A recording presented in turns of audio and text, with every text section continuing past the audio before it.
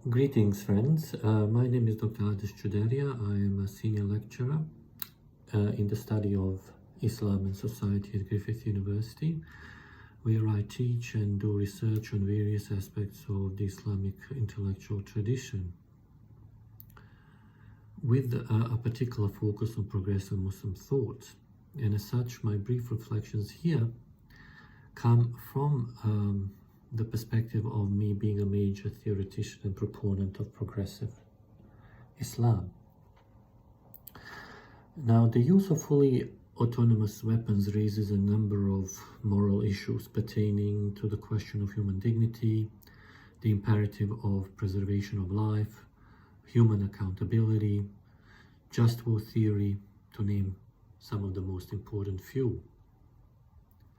The rich Islamic philosophical, ethical, juristic and spiritual tradition, especially when approached from the perspective of progressive Muslim thought, can offer important insights into dealing with these questions.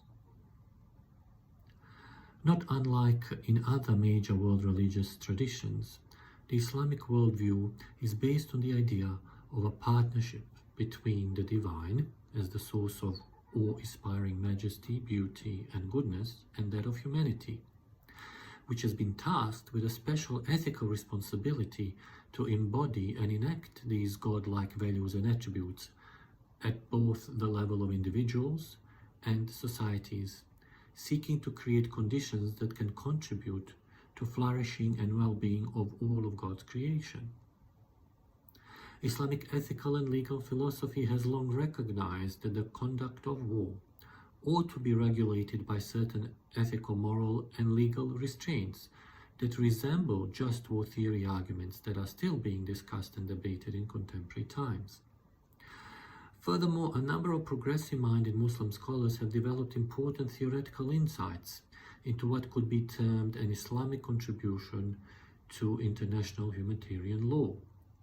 For example, Muhammad Abu Zahra, a contemporary Egyptian scholar of Islamic law, developed a modern theory of Islamic international law that applies both in times of peace and war, which is based upon the following 10 principles of human relations.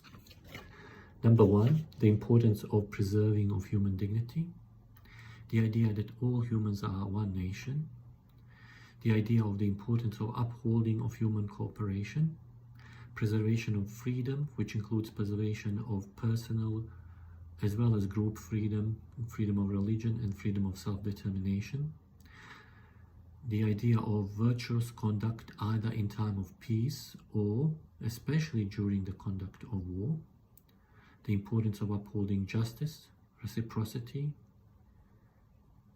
adhering to agreements, the importance of friendship and prevention of tyranny.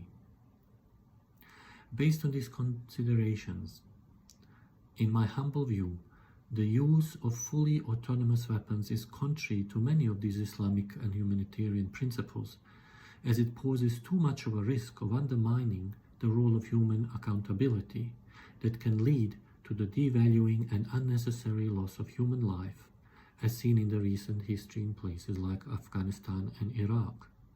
As such, I urge that due consideration is given to these arguments when thinking about the use of fully autonomous weapons. Thank you for listening.